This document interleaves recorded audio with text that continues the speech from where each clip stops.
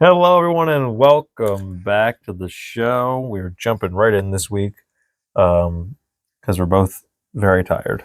It's been it's been a couple of days. It's been. I'm going to start right away.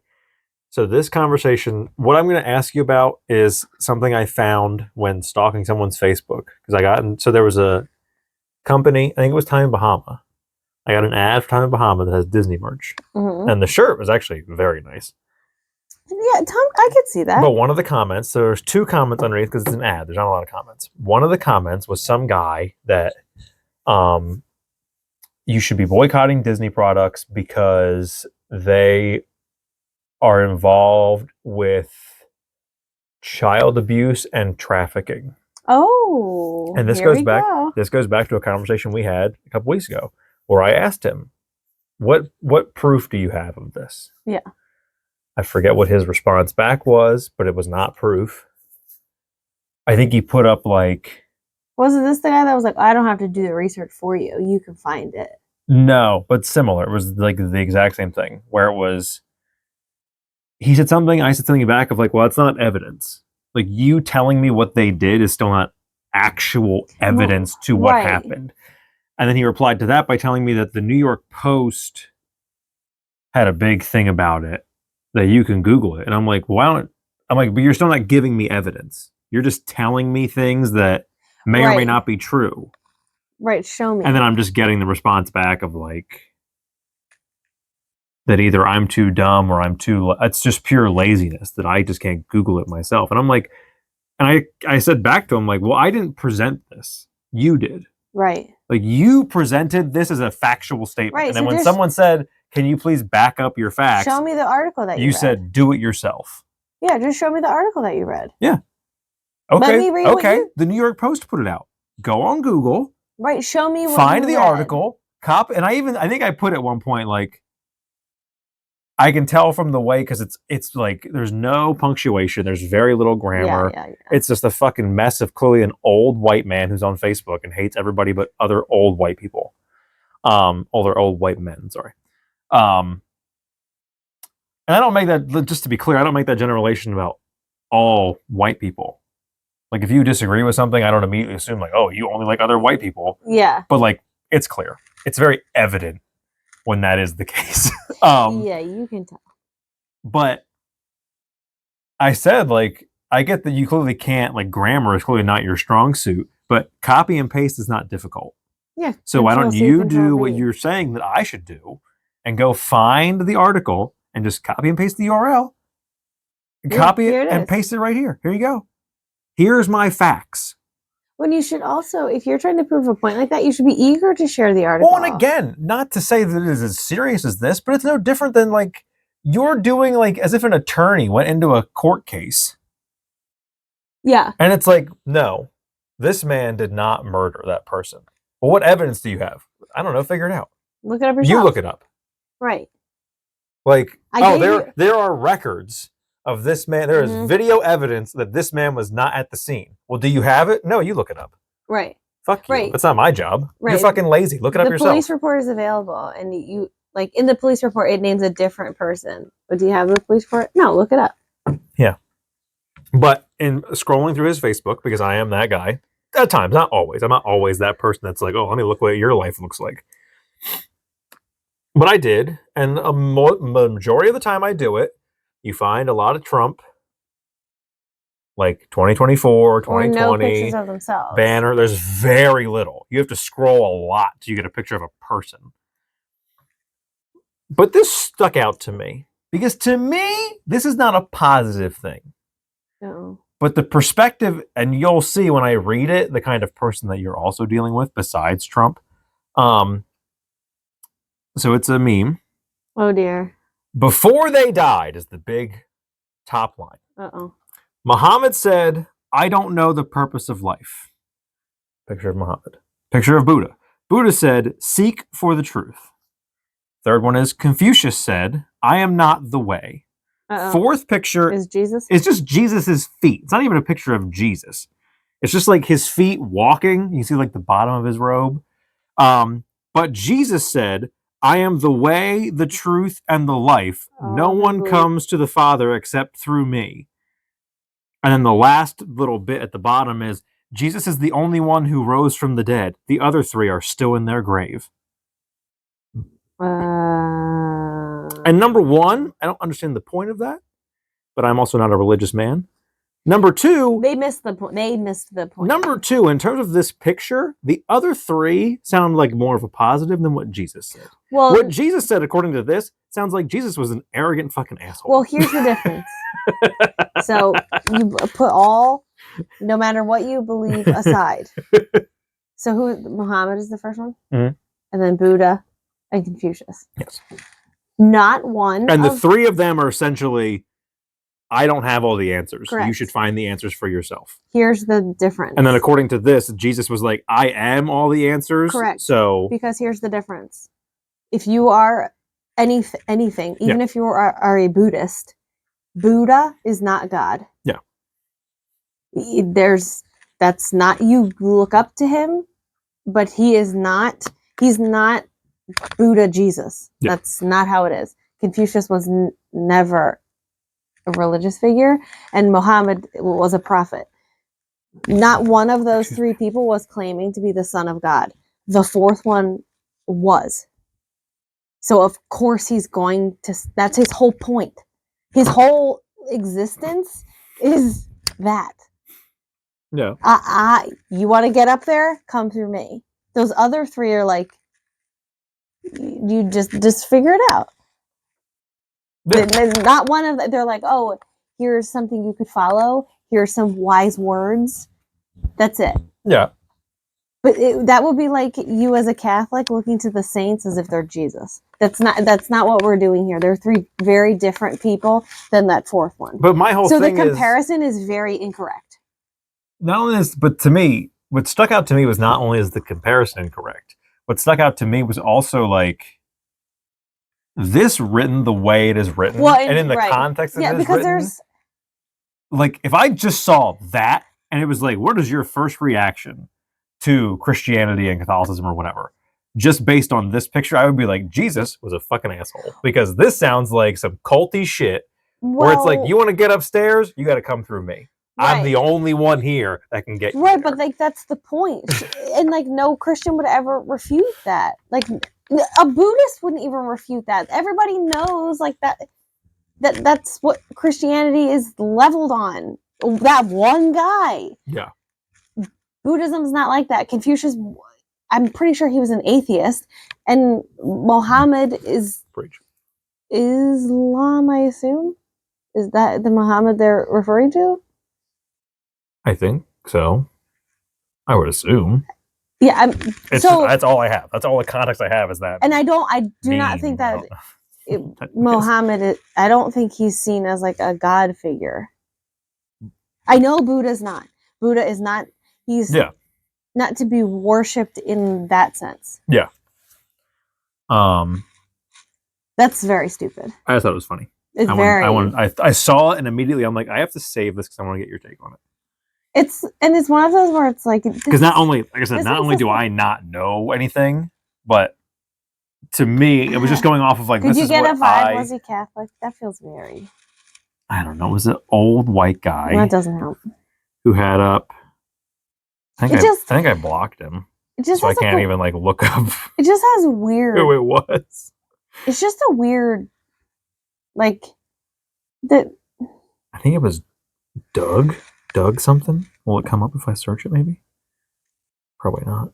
No, not. I think once you block, like you. Well, he was in my search still, because now when you just click on someone's profile, it comes up as like, oh, you searched for this person, which I didn't. And the notifications probably aren't there either. Oh no, there he is. It's just not. Oh no, this is that other dipshit. What's it? Oh, I was gonna say, what's his like about me? David Hughes. He was the one that I said. So Disney announced that Sony is putting out their physical media now. That's the deal they struck.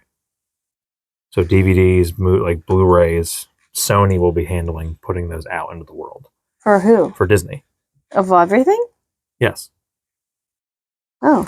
So when you buy a movie that is a Disney movie on Blu-ray or DVD or whatever, like physical media, it will be distributed by Sony. Oh. And people were commenting, like,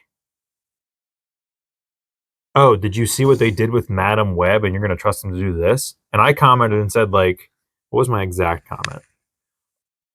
They're not doing my anything. Exact comment was, I love people equating making movies to just putting out DVDs. And then like that drunk emoji where the eyes are all fucked up. And this guy, David Hughes, replied and said, format snob says what? Yawn. First of all, that doesn't work when you're typing. That only works in like an interaction kind of thing. And then I put, how am I a format snob? I'm just commenting on the idiocy of saying that a studio who makes bad movies doesn't have the capability to produce physical media, because that is one of the most idiotic things Right, like they're ever not making the Disney movies. They're literally just printing them onto a disc. He followed up with, I review movies for Empire Magazine, etc., so probably know more than you. ... Always happens in life. ... Someone always knows more than you! !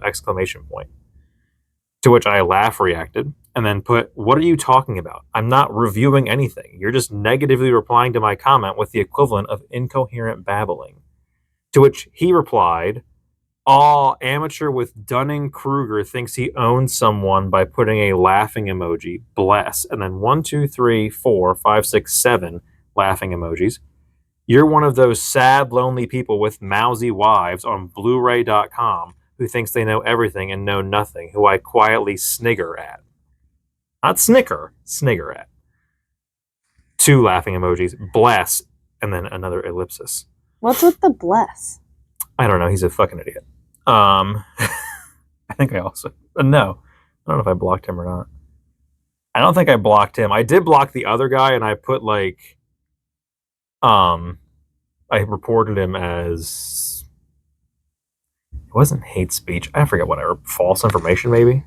Oh, yeah. Yeah, the guy claiming Disney's involved. Which, like, maybe it's not false. I don't know. I never looked it up. But also, it's not my job. Well...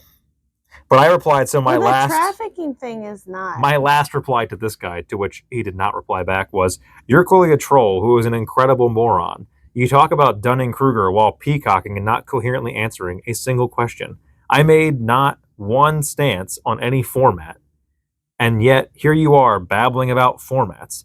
I'd rather have a mousy wife than no wife at all. Good luck not being who you say you are and just being a general douchebag. Middle finger emoji. Because I looked the guy up. I typed in his name, and then... What magazine did I write for? Empire. Empire Magazine. There is a guy who works there named David Hughes, who does write film reviews for Empire Magazine. It's not that guy? Either your pictures on Empire's website and your Facebook are wildly outdated of each other, or it is not the same person. You would think... Because they don't even look like a younger versus older. It does not look like the same person at all. So I'm like, yeah, you're just some dipshit, trolly asshole. Yeah, who just... Which is who weird. Either you knew that guy, and that's why you chose that name, and like you kind of weirdly stole that personality kind of thing. Yeah. Or that is your real name. Or that is your name, and you just stumbled upon knowing that's also that guy's name. That'd be like me, because Kelly Smith, my maiden name, there's like an Olympic soccer player with my name, with that name. That'd be like me claiming to be her. Like,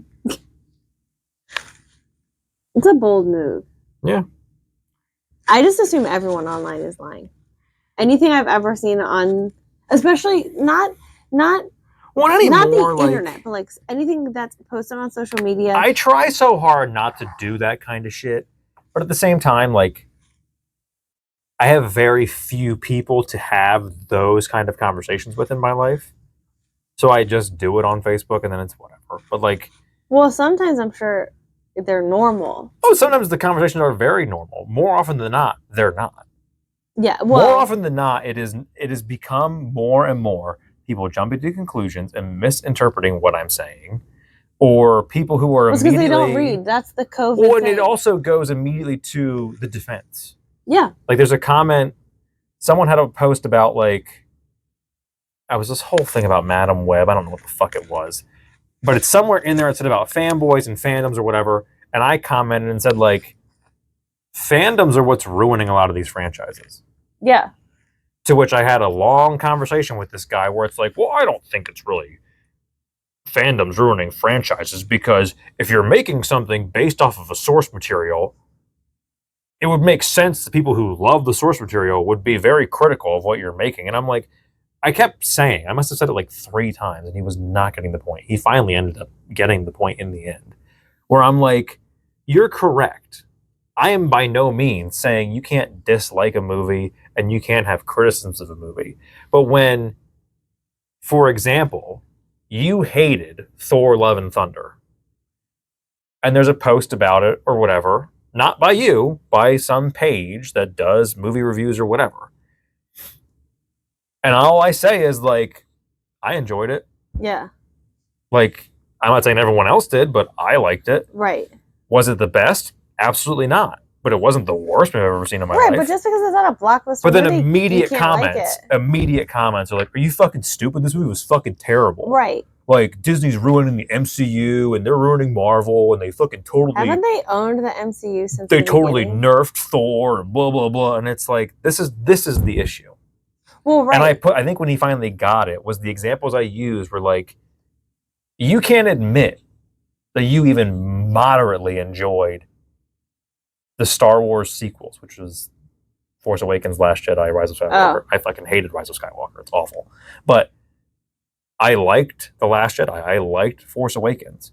If you admit that on the internet now, get the fucking cross out, because you're getting hung up. How dare you be a Star Wars fan and like What I didn't bring up, I had it typed in, but then I erased it. I'm like, it's to the point now where, how dare you call yourself a movie lover and a Star Wars fan, but yet you like these movies? When in reality, for years, Star Wars fans hated the prequels. For 20 years. And now all of a sudden, oh, well, they're really great movies. Like, come on. They're not. You hated those movies for so long, and now all of a sudden, more than likely because you hate the Disney ones so much. Because of Rey. That's why they hate them. You went back and comparatively like, oh. Because there's too many ladies in Star Wars now. How dare you? How dare you let ladies like Star Wars? That's for Well, we did talk about it. That did become a big conversation online for some reason, of like, not just women involved in Star Wars, but like female fans, and this whole weird notion. How dare you? How dare you? But no, it was a weird notion that like women aren't fans of Star Wars. It can't be. Not that we're not. We're not allowed. That's for men. The notion that's coming is that you're not. Like, why are they pushing so many female-centric things when there are no women who are into Star Wars? Which is and weird.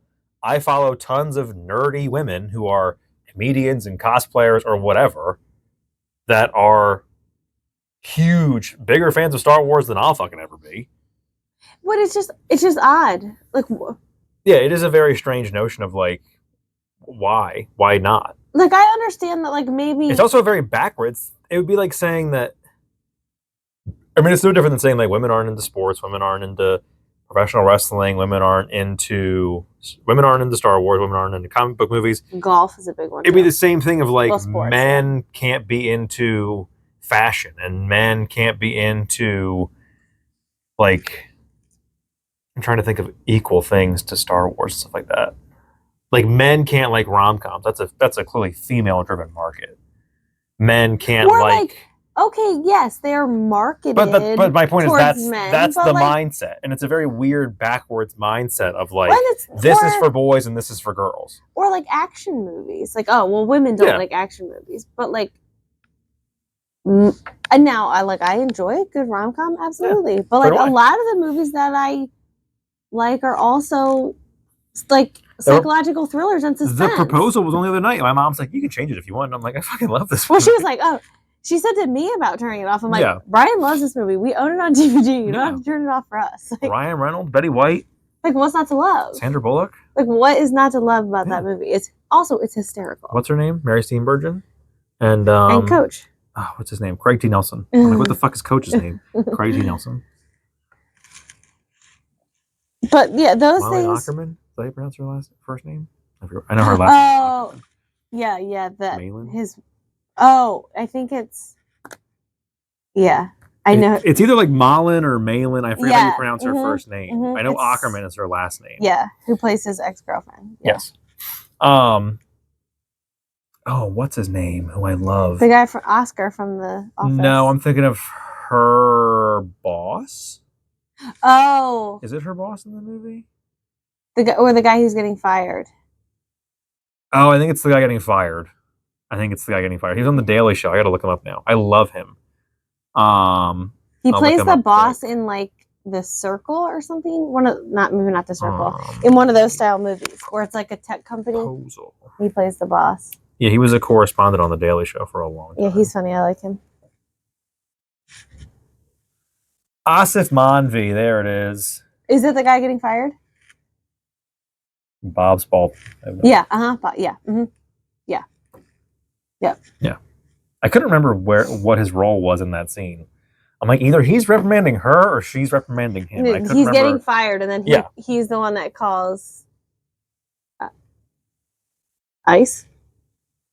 I have no idea. Who's like the immigration? He calls immigration because she's Canadian.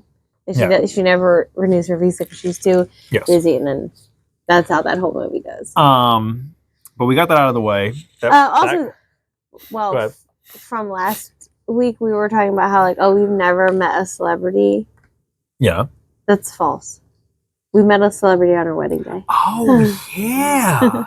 Let me look up his actual name. I feel so rude when I know. I mean, he did get a DUI, and he was like, he also doesn't and then care he said who he was because he did a big bit on, I think it was Michael Rappaport's podcast, or that was the intro they did as like the promo was him calling him. So it's Christopher McDonald. I don't know why I always forget what his name is. I wouldn't know. I know it's McDonald, but I always want to say, for some reason think his name is, well, no, I don't know it's McDonald.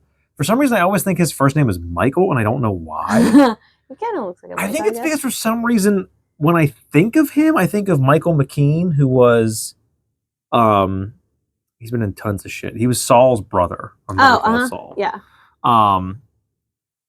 But the promo for him being on Rappaport's podcast was Michael Rappaport keeps calling him Shooter McGavin. Oh yeah. And it's like they do it 3 times, and the first time he's just like, he's like, I get it, it's funny, but it's not right. My name is Christopher. I think they do it again, and then by the 3rd time, he's just like, I'm fucking done. I fucking told you, it's not my fucking name. Like he yells at him and then leaves. We weren't the ones that initiated contact. Someone else saw him first. It was at our after party. It was not at our actual wedding ceremony, but we were at the hotel. He was also at the hotel at a wedding after party.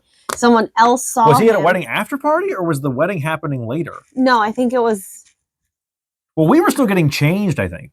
They were all downstairs already. We were still upstairs. We came down. We came downstairs, and your friend's ex-boyfriend came like running up to us. Yeah, he was so excited about it. And again, immediately they were like, Shooter McGavin's outside. We were kind of like, what?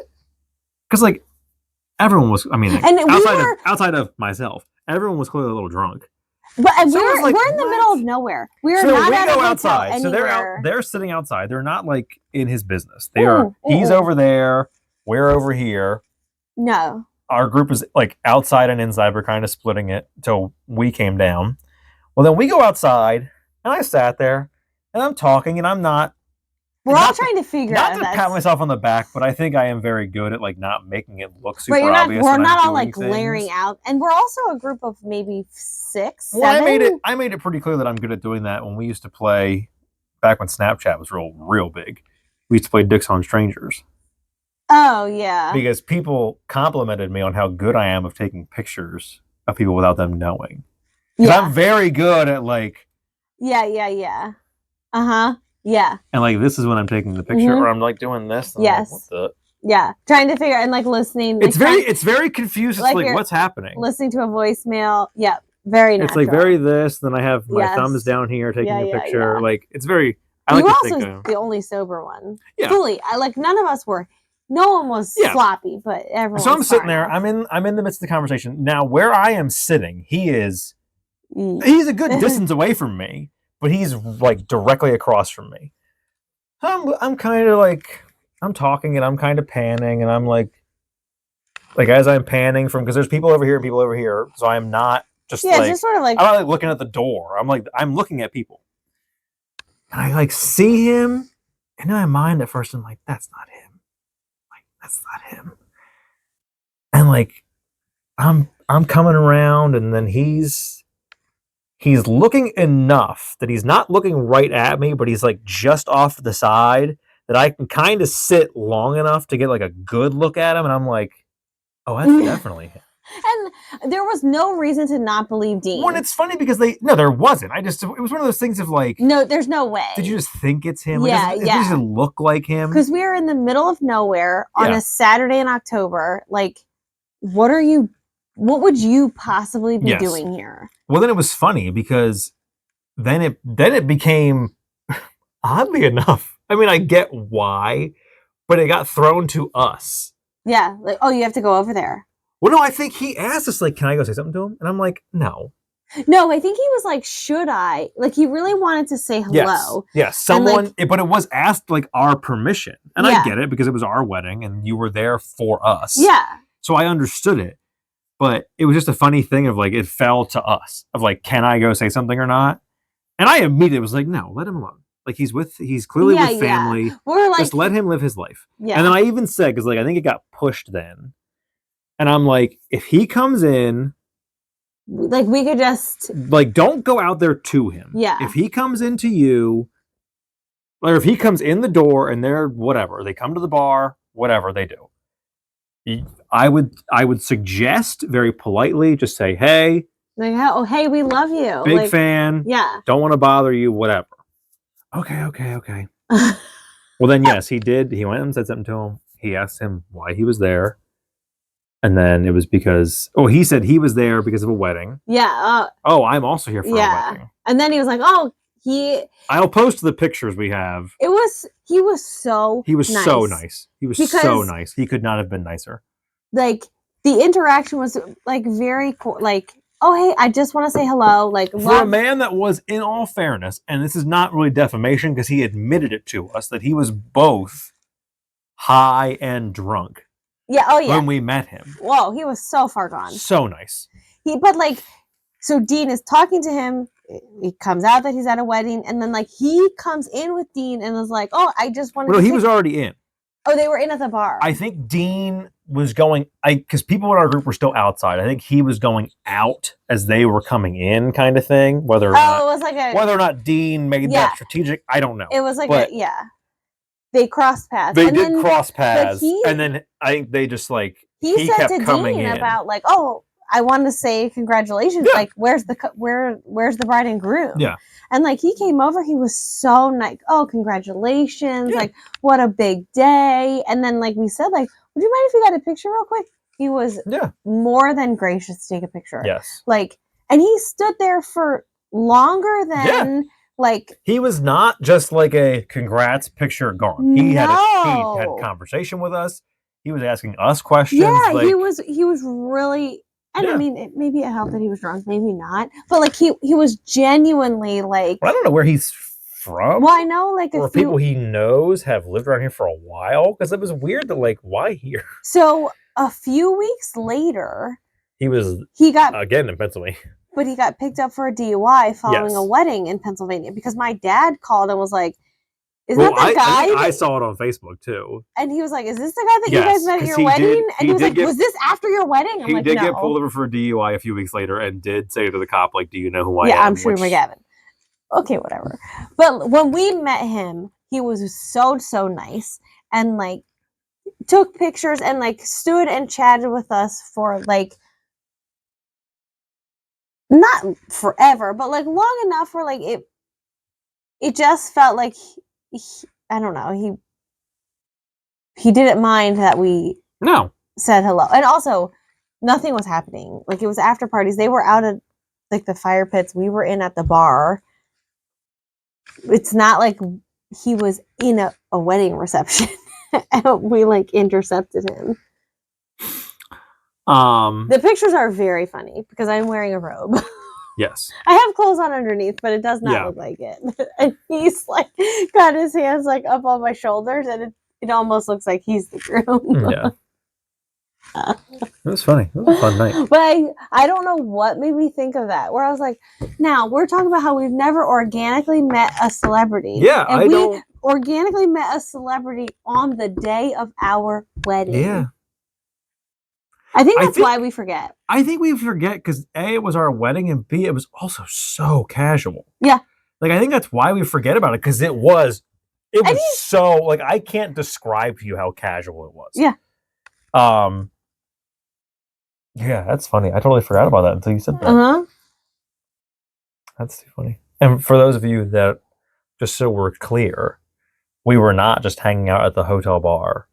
I did trivia with guests from our wedding. It was the huge fucking dork. It was the hotel bar. It was like, but we weren't just there hanging out post wedding. We were there because I had pub trivia set up for guests of our wedding. Well, but the intent, it was where we had the block of rooms for people who were out of town. Yeah, we didn't all go to a hotel bar afterwards. We were staying at the hotel. Yeah. It was other people staying at the hotel, except for maybe a handful of people that just came to hang out. And it was like, we had some out of towners. It was mostly like our bridal party that was staying there. Yeah. My parents were at the bar for a little while, and then they were like, we don't want to party with you guys anymore. But yeah, we weren't just like, although who cares? It was just a wedding after party. Everyone does it. So speaking on weddings, oddly enough, I did not think I was going to have so much of an organic flow into this second thing to talk about here, but this is old. Like, this is old news. This article alone was from 4 months ago, and I wanted to talk about this with other people, but that hasn't happened, so I'm just going to talk about it now and get it out of the way. 4 months ago, this became a big thing, that a list of unacceptable places to take a woman on a first date went viral. Oh, so it was posted on Twitter. The blah blah blah. I'm trying to see if there's like a logic behind it. COVID was over, so it's like just a reminder. Here's what we do on a first date. Because I feel like COVID changed all of that. It's just a lot of reactions. I was trying to see if it had like here's how we got this list. Yeah. So, but that article doesn't, so I can just read you the list. It's 28 places. Is it in order, ranked, or doesn't say. In random order? It does not say. Oh. Well, here is a list of places women absolutely refuse to go on a first date to. Okay, so it's not. And thank you. And thank you to the ladies who reached out to me to help me on the list. Okay. So whoever made it. This is just had people on Twitter contribute. In no order, here are the places that we got. Okay. But do you want to start at the bottom and go to the top? Yeah, we'll just pretend. Yeah, just in case number 1 is. Number 28 is sports events. Why? 20. I don't know. 27 is Waffle House. 26 is a bar for just drinks. 25 is a hookah bar. 24 is nightclubs. 23 is bowling. 22, somewhere that requires a long drive. Let's just get through the list and then we'll go back. 21, movie night, Netflix, Hulu, etc. Oh, no. 20, family functions. 19, ice cream dates. Okay. Coffee dates. Starbucks. Okay. Church. Ooh. Number 15 is the gym. Ugh. Denny's, IHOP, a buffet, Red Lobster, and the top 10, if that's what they really are. Wingstop. Buffalo Wild Wings, any fast food chain, Your House, the movies, Olive Garden, Chipotle, Chili's, Applebee's, and number 1, Cheesecake Factory. Here's the thing. Many people responded with the notion of, where the fuck am I taking you? Because you have gotten rid of quite a few restaurants. You've gotten rid of the movies. But I have a question. Who thought that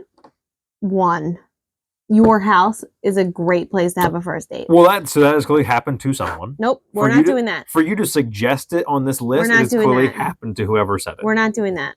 If this is our first date, and I'm assuming that this is a first date that we don't know each other. I get it. I'm not coming to your house. I agree with you.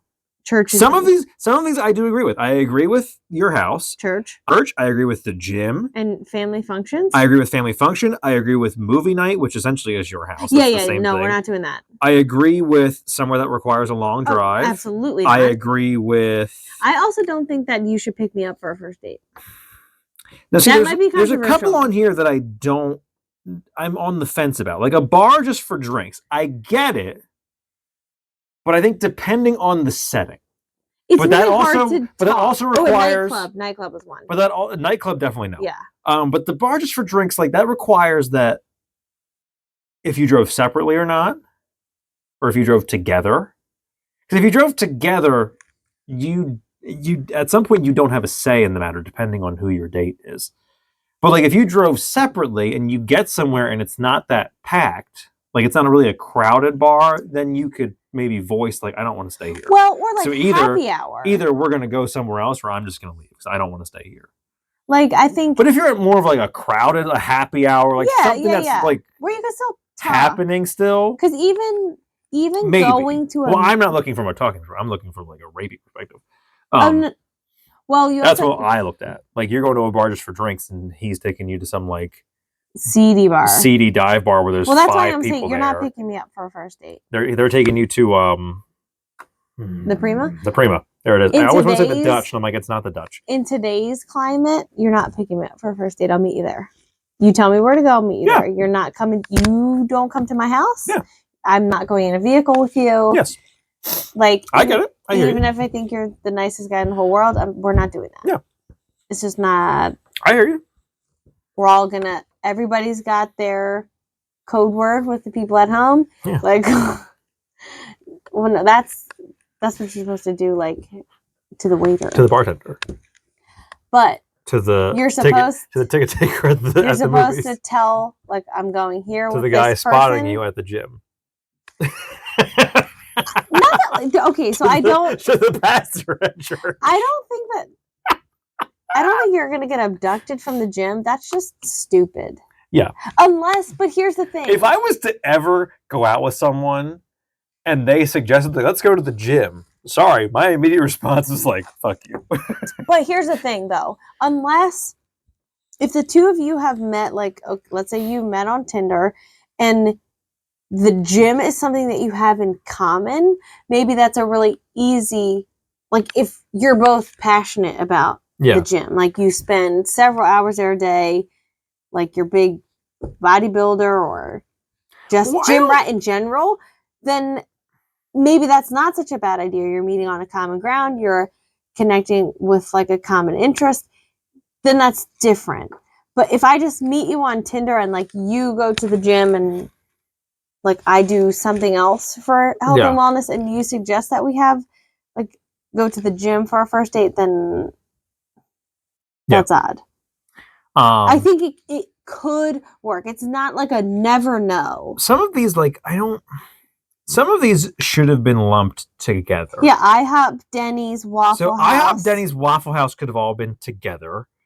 The movie night and your house could have been together. Yeah. I get it, but it's also not really that different.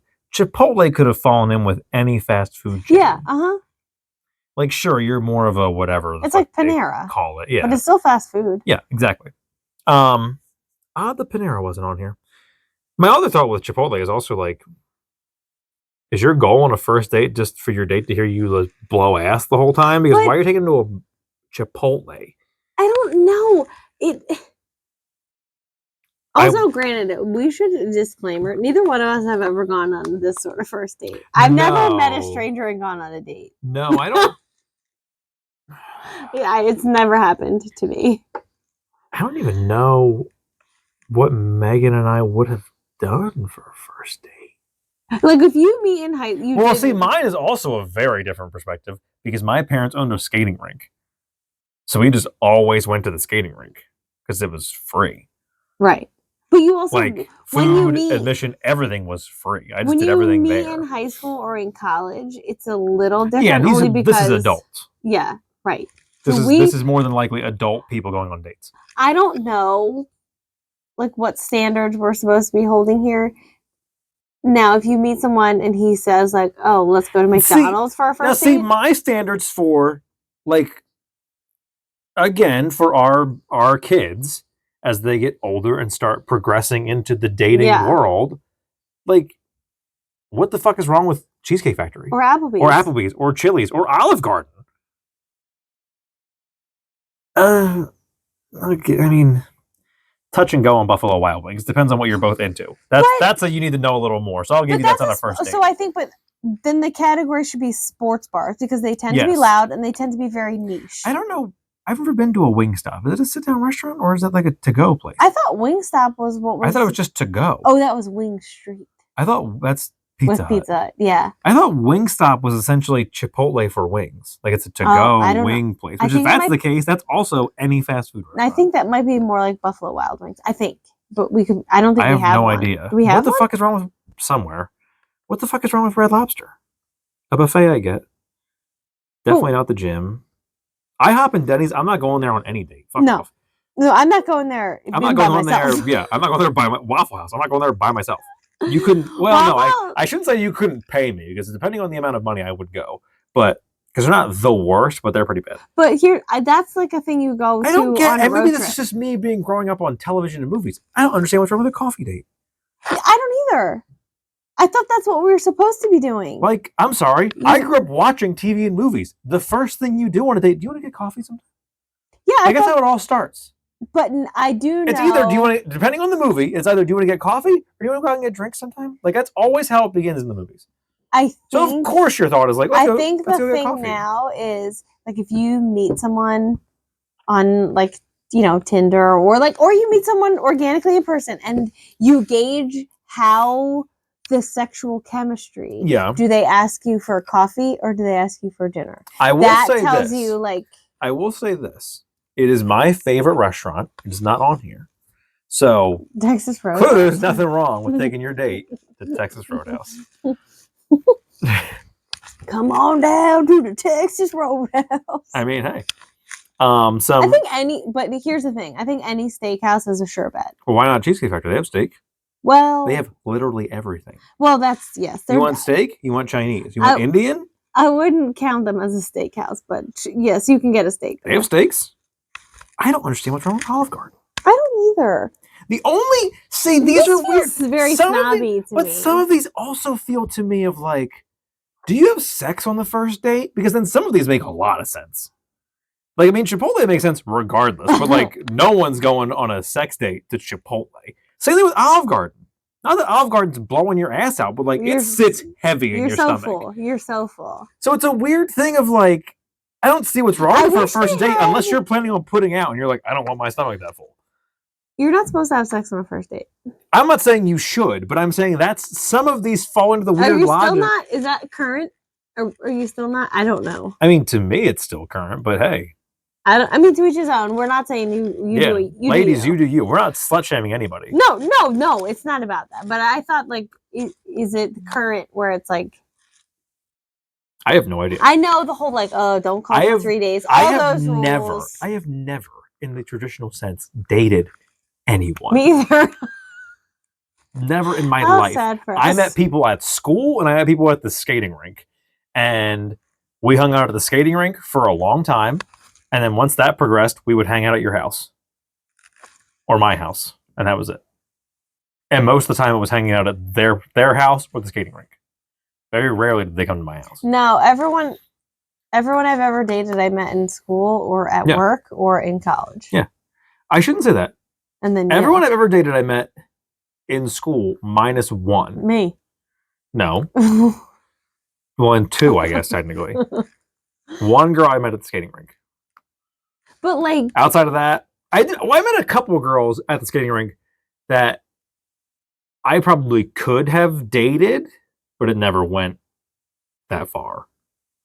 But like we may have exchanged numbers and became friends on Facebook. But like neither one of us had ever done adult dating. They lived wherever and then came to the rink for a weekend with their friends, and then it just never went past that.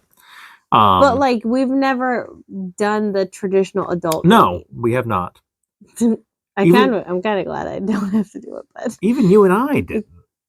Well, no, because we didn't adult date by no means. No, we met. Like we met in January. But in January. We went on a non-date to see the first 50 Shades of Grey movie. And I say non-date because I was single, you were not. Very shortly after that, you are single. We start dating in February. Sometime end of March? No. Beginning of March? Middle of March. I don't know. Sometime in the month of March, our like first kind of official date, which I don't even know how I would call it that, was you were with Gabby for her birthday or whatever. No, she was meeting that guy in Phoenixville. Yeah, I don't know. And you just invited me to come out, and I came out. Yeah, because it was like the first time like you came out with people. But I don't know. But I just meant in terms of like meeting and dating, not even like the dates we went on. Like we met like through like my parents and your parents knew each other, so that's how we met. Yeah. Like it wasn't, we weren't online dating, we weren't doing like the way that but my point is, even after we met, like we didn't really like we didn't have a first date. It's like we skipped this kind of. Well, sort of, because like how we met wouldn't have lent it. We didn't need a first date to meet. But that's my point. Yeah. That was the point I was making with like how our timeline kind of flowed when it came to dates. Yeah. It was like it was different. That's what it was. Because I think a lot of times like people aren't meeting that way so much. It's not like a friend. You're not getting. And to quantify our previous conversation, you would have to say that when I came out to Phoenixville, that was not our first date. But some reactions on Twitter. You understood what I was saying there, right? Yeah. Okay. I got it. Just making sure. So some responses on Twitter from Buffalo Wild Wings. Red flag emoji if she doesn't like wings, beer, and sports. So. Well. LL Cool J, whom the ladies love, posted on Twitter on Tuesday, so whenever this was, saying he was going to Cheesecake Factory tonight. Stephen A. Smith. That one does confuse me a lot. Even ESPN analyst Stephen A. Smith said, first of all, what the hell is wrong with Cheesecake Factory? Ain't nothing wrong with Cheesecake Factory. Not only is there nothing wrong with Cheesecake Factory, the Cheesecake Factory ain't that damn cheap. But, well, just because television personality Demetria Obalor? I don't know who the fuck that is. If you won't go to Cheesecake Factory on a first date, you are the problem. There is nothing wrong with going to Cheesecake Factory on a first date. In fact, I thought it was low-key thoughtful, because when you're still getting to know someone you don't know what they love to eat yet. And Cheesecake has like 10,000 items on the menu. Like, if you're trying to figure out like a spot to go that has everything. Yeah. But then like, okay, so not Cheesecake Factory, but also not Applebee's and not Chili's. Yeah. I understand the no fast food, but also I think if that's like what's in your budget, then that's what's in your budget. That list came across a bit snobby to me. Yes. Like if to you McDonald's is a bad first date, then someone who can only afford McDonald's. What it also comes across to me, you need to reassess who you're willing to date then, because that's. I also read it with a lot of the other items on that list besides just Cheesecake Factory. With some of them, like I said, with your coffee places, your ice cream, I forget what else was on there. Yeah, what's wrong with an ice cream date? But like your better, it's a casual. Your better answers came across to me as like, because it's people on Twitter submitting to this. Okay. It comes across to me as like you did this once and had a bad experience. Right. So now in your mind it is, don't ever take me to Cheesecake Factory. Don't ever take me to Applebee's. Don't ever take me to Chili's. I wish that it provided some information like the gym, as to. I get putting the gym out there as just an answer in general, but I also feel like that had to have happened to you. You had a first date with someone and they suggested to go to the gym, and either you went and had a bad time, or they suggested to you and you're just like, fuck no. Yeah. And then you're just like, don't ever fucking take someone to the gym on a some first of them date. are like, oh, definitely. Yes. And like, I would hope that men don't need that much instruction. It's 2024, gentlemen. I think you know. Well, I don't think they do. I think do. I think it was just a fun thing to put on Twitter. Yeah. But I do think that's what it comes into something like those top, your Chili's, your Applebee's, your Cheesecake Factories, like those answers, Olive Garden. Like just because you had a bad date there. I think those fall into it is women submitting that answer. And again, it does not say if these are in order. Yeah, I don't think they were. Most people put Cheesecake Factory. It just says, here's a list. Yeah. So one person could have said Cheesecake Factory. One person could have said Olive Garden. Like, you don't know the actual, it's not a fucking Family Feud survey. Yeah. I kind of wish they would have given more. I do so. Yeah. We'll keep it in the back pocket for when we have somewhat of a fan base, and we'll do it again. Yeah, we want to know. We'll have analytics. Look, but what? And you can't just say, "Oh, I went on a date to here, and the date was bad," because that's on the date. Yeah. But like, can you tell me why? Like in your mind, like this isn't like a date you've been on. You're going on a first date. Where's the worst place someone could take you? Yeah. But don't just tell me the place. Tell me why. Or like maybe you're the person who suggested coffee, and you're like, if we match on wherever or we meet in person, and like I say like, oh, do you want to hang out sometime? And you suggest coffee, I immediately know like I'm in the friend zone, or like there's no sparks. Is that what a coffee date means? Is it the same with ice cream? What's wrong with going for ice cream? I think that's cute. Go to Splitsville. It's adorable. Again, to segue, it's not Splitsville. It's the what's it called? Scoop-DeVille. Scoop-DeVille. That place is adorable. Scoop-DeVille. Splitsville is the bowling alley in Disney Springs. My bad. You can see where I got confused. To also transition again, very, very well, I should say, which I did plan on that one transitioning. I have my last bit of business here. I thought this would be fun to talk about for a reason that we will get to. I'm not going to read it in the headline because it's definitely one of the numbers on here. But BuzzFeed shared, this came across my Facebook very recently, but the article was posted April 20th of last year. Ooh. Oh. People are sharing the one piece of restaurant etiquette, in quotes, that they believe everyone should follow. Oh. There are, I think, 43. Does it have to do with like 420? No. Oh. Maybe it did. I have no idea. Oh. I was wondering. There's also a whole like blog post about the reasoning behind the article. I don't care. No. First one.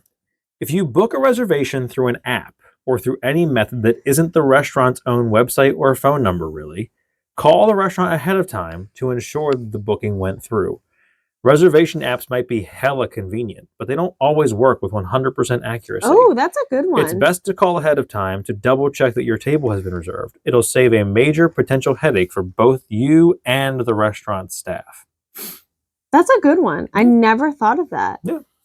We don't make reservations very often. We don't really do that. But a party of 8 or more should never expect to be seated promptly at a restaurant without calling ahead first. Okay, sure. I'm not saying that you have to make a reservation, but even calling 30 minutes before you arrive with your massive group will make a world of difference in actually being able to dine out with a group at large. That makes sense. That's common sense. Yeah. Whoever picks the restaurant should make sure other folks in the party know how expensive the food will be. It's 2023 and everything is expensive. People should have the opportunity to veto pricier spots before they're stuck splitting a $75 a person bill. And if they do admit that it's just not in their budget at the moment, they should be met with respect. Sure. Why is that unknown? Yeah. Also, who are you going out to dinner with that you're splitting the bill like that? Who knows? I get, yeah. For reservations that charge a fee for no-shows, the only circumstance in which it's appropriate to call a restaurant to ask for your deposit back is a literal family emergency, serious illness, or death. Having a date or friend bail on you or merely changing your plans does not count. Any restaurant that holds your credit card in the event of a no-show is likely charging some pretty serious money to begin with. Unless something truly horrible came up, you really shouldn't dispute a no-show charge. I didn't realize that restaurants like outside of Disney World did that. I think like fancy. These sound like your fancier, yeah. Your New York Cities and your Los Angeles and Beverly Hills. Where it's like tough to get a reservation. Yeah. Okay. Yeah. Don't ask to be seated at a restaurant that's closing in the next 30 minutes. But if for some wild reason you absolutely must, order and eat as quickly as possible. Realistically, you should just find another restaurant that closes later. But if you can be in and out, in other words, don't be the last people in the restaurant. You're probably okay. That one's always so weird. Oh, these are under themes. So that section was choosing where to eat. Oh, okay. And reservation do's and don'ts. This next section is when it is and isn't okay to be late.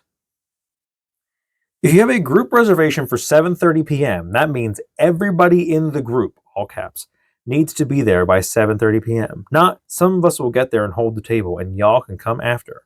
I hate group birthdays when everyone doesn't show up on time. Like most restaurants these days will only give you the table if everyone is present. Yeah, that happened. All caps again. So, like, everybody needs to be present. That's clearly someone who works at a restaurant. If you're meeting a date and you're running behind, you have a 5-minute grace period for friends, 10 minutes. Oh, for friends, 10 minutes. And don't lie about getting stuck in traffic. There's nothing more uncomfortable than sitting alone at a restaurant table waiting for your absent date, significant other, or friend. Even worse is awkwardly hovering by the entrance when you can't be seated as an incomplete party. It's 2023 and your smartphone can expertly detect traffic or travel interruptions. Make planning ahead the norm. We had it happen and it was the dumbest thing. It was a party of 6. 4 of us were there, 2 of us were not. We can't see you. And the restaurant was literally fucking empty. There's 3 people at the bar and no one at a single table. There's no one else behind you waiting, but we can't see each other when gets here. It's like they had just opened. We actually ended up leaving. We did because Jim threw a fit, which understandably. Because by the time they got there, it was full. Yeah. And they refused to seat us, and we're like, and now. Not that they didn't refuse. There was no table. Yeah, so we would have had to wait. We had no wait, and until they got there, finally, we would have had to wait. Yeah. Whether you're running 5 minutes late or 45 minutes, call the restaurant to let them know. It's so much better than just letting the restaurant assume you're a no-show. And honestly, sometimes hosts can work miracles and still find a way to get you seated with advance notice. Yeah, these strike me as restaurants that don't exist near us. I mean, they do, but like in Philadelphia. They're not around here. Or like restaurants that require a reservation. Because like, we're not. Oh, well, but even if you do like call ahead seating. The only one I could think of is that one we went to once for our anniversary in Phoenixville. I did like the fixed menu. Well, you can do the fixed menu. I forget what it's called. Oh, yeah. Black Lab? Yeah, Black Lab. I don't even know if they're still there. I don't know. It was a BYOB. Yeah, I don't remember. Even if a reservation you booked won't charge you in the event of a no-show, calling to let them know you can no longer make it is always the right thing to do. You should call as soon as you know you're not going to make it. But even calling them up until 5 minutes after your reservation is helpful. It means the restaurant will get more covers in, which can make a huge difference in the long run. This section is choose your seat wisely. When eating at a place where you seat yourself, choose the smallest available table for your party size. For example, let's say you're a party of 2 and 2 tables are available. One for 2 people and another for 4. Choose the table for 2. I've been to so many places where someone takes a larger table for no reason. Why would you do that? Leaving another party screwed out of a table. If there are no other tables, it is acceptable to take a large table larger than needed. However, if a smaller table opens up nearby before receiving your food, you should move. And if the spot is busy and it's appropriate, offer to share large tables with another party. We had that happen. We went to PJ Wellington's and in their dining room. Well, that's on seat yourself. No, in their dining room it's not, but at the bar it is. I don't think that table was though. It's that long table out at the bar. Those are seat yourself because those are considered bar tables. Oh, I thought that table was still you had to be seated. Mm-mm. So there was a big family seated at a table, and there was just the 2 of us, and I don't know what they told us the wait would be. And we were standing there, and all the other parties were pretty big, and we were just standing there minding our own business. And this guy came over and was like, "Hey, we have 2 seats like open at the end of our table. Do you want to hop in? And we'll just let the waitress know that you're going to sit here." You're separate, yeah. And we were like, "Oh, are you sure?" And they're like, "Yeah, like they're open. Just sit here." So we went over and told the hostess like, "Oh, we're going to sit at the bar." It saved us because I'm pretty sure they told us like an hour wait, but we said like it doesn't matter. We were no kids, probably not even married yet. Who cares? We're just here. And like, we were in and out, I think, before our table even would have come up. Yeah. If you're seated at a two-top with a chair on one side and a long communal bench on the other, do not sit side by side with your companion. It encroaches on the space of the other diners sitting on the bench and makes it incredibly difficult for other diners to get up. If I'm firmly against couples sitting on the same side of the table while dining out in the first place, but this in particular is just rude to others. So like it's like a long bench and then table. Yes, I understand. Yeah, I was like, why does it matter if it's a like if it's a two and it's a bench and a chair, but it's not. Because you both sitting here. Right, so the table... Someone's in the middle of two tables. Yes. You're in the way of the table next to you. If they're two tops, exactly. Yeah. Well, why would you even try that? Yeah, that's just dumb. I mean, I will say, last week, 2 weeks ago, you and I did sit in a booth and sat on the same side of the booth. But it was a gigantic booth. Well, no, I'm saying because their thing was, like, I don't agree with them doing that in the first place. Not really we were very against it. But we got there... And it was the first time in quite a few months that you and I have had a night that was just the two of us. And the table was wide. 4. It was a minimum 4. Probably could have sat 6 adults. But even outside of that, the table itself was just a wide table. So you and I would have been far apart. That like, yes, we could have been talking, like this. But we would have been... And we would have had to have been louder than if we would have just sat next to each other. And we intended to share food. So it was like, this would have been not awkward because like it's just our own table. Yeah. But it would have been like, we would have had to have the food, like my hands would have been fully extended to reach the food in the middle of the table. As a paying customer, you definitely have the authority to ask for a different table. But if the request can't be accommodated, you do not have the right to be an asshole about it. And remember, not every open table you see is actually open. Restaurants are basically a complicated puzzle of incoming and outgoing guests, so tables that look open almost always aren't. That also happened. Yeah, that same thing. Night. Because 2 old people only one of them was having a problem. Wanted a booth, clearly, and they got a table, and the old lady was not having it. And she kept fucking glaring up at the hostess, and she's talking to the waiter, and she would not sit down. Her husband is sitting, like, just fucking sit down. Like, the look on his face was just so, like, this is why I don't bring you out in public. Mm-hmm. And then finally, a couple left, and they, like, whoosh, just moved all their shit over there.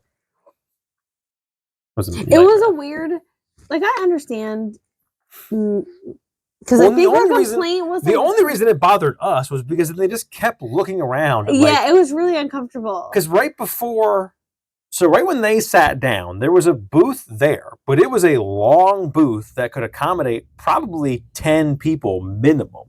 Yeah, it was huge. It was one of those long booths. And they clearly said, like, well, why can't we sit there? And then right after that, they sat a group of, like, 5 or 6 people, I think, at that same booth. Yeah. And with a baby. Oh, no, it was a husband and wife and a baby. No, there was one other there were other adults. Because it was more than just the 2. I know. You're thinking of the table that was like here. I'm thinking of the table that was against the wall. Oh. That one, because this one had people in it. The one against the wall was open. And they were kind of like, well, why can't we sit here? And they sat a husband and wife and a baby. They may have had like one older kid that sat in the booth with them. But like that's probably where they put, like, this is where we put high chairs. Because the booth that you're talking about also had kids with them. So... But yeah, what made it a nuisance was she just kept like staring at every table the whole time she was standing there. And it's like, just fucking sit down. But then you order drinks, like just order food and fucking sit there. Like, and then there's a room that is clearly for parties. And there was a party in there. We're seeing the party leave. But before we saw the people leaving the party, she's like looking back like, why can't we sit back there? With this look on her face that she was absolutely disgusted. And I'm like, in my mind, I'm just like, if you are this put out by this, then leave and go somewhere else. Well, and don't stand up at a table and linger and glare at other tables and keep glaring up at the hostess. We're in a neighborhood where we're in Phoenixville. And we are in a gentrified main strip where it is just nothing but bars and restaurants. And the bar, like it is a restaurant, but they have a bar upstairs and they do like have a nightlife. The place you picked is designed for like pub fare. Yeah. Like it's just benches with no cushions, wooden chairs. It's not like if you're looking for that, go 2 blocks down and go to Iron Hill. If you want to sit in a cushy booth or a cushy chair in a nice restaurant, go there. Or go a couple blocks up to Black Lab if they're still open. Yeah. Like what you're looking for, the restaurant you picked that's not what we're doing here. Or go upstairs. Go sit in the whatever they call it, the vinyl room or whatever it is up there. Yeah, I forget what it's called. Not the rec room, that's the bar down the street. If you're eating at the bar, which I highly recommend, choose the seat or seats that leave pairs open next to you, even if it means you're sitting pretty close to a total stranger on one side. Who cares? There's nothing worse than forcing a couple to ask people to move over just so they could sit together as a result of people wanting empty seats around them. Who is going to a bar and doing that? That's so rude. This theme section is all about the bar, which feels like that should have been. Yeah. Well, I guess that falls picking your seat. Choose your seat. If you grab drinks at the bar while waiting for a table, close out that tab first before you're seated. Even if the restaurant says you can just carry it over to your table. Yeah, because the bartender won't get tips. Many people will spend 20 to 30 minutes drinking at the bar and even ordering an appetizer if there's a long enough wait. And that's fine, but it's good etiquette to close out before heading over to your table. The bartender who made your drinks while you were waiting deserves that tip. You can start a new bill with your server. Yeah. It's never... We did that at Cheesecake Factory one time when we went to New Jersey. Yeah, with Lauren and Lance. And I think that the bartender, though, told us to do it there. But we left a tip at the bar. Yes. Because we were like... It's never, ever okay to go up to the bar and help yourself to the bartender's fruit tray with lemons, limes, and other garnishes. Why would you do that? Just ask for what you need, even if it means you'll have to wait a minute. Your bartender will be happy to help you, but don't grab the fruit yourself. Imagine if every customer stuck their dirty hands in there. Gross. What bar can you even reach that? Molly McGuire's you probably can. But it's usually like the taps, and then you'd have to like reach. There's seats that it's been a while since I've been to Molly's, but we've been to plenty of bars where you can just... But what in your brain tells you should do that? Because you're hammered.